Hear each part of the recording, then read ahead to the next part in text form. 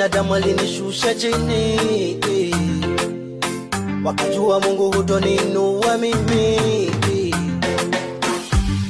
Wakatega mitego mingi ili mradi niwe chini, na wakafanya hila nyingi nisiinuke na wakatega mitego mingi ili mradi niwe chini, na wakafanya hila nyingi nisiinuke.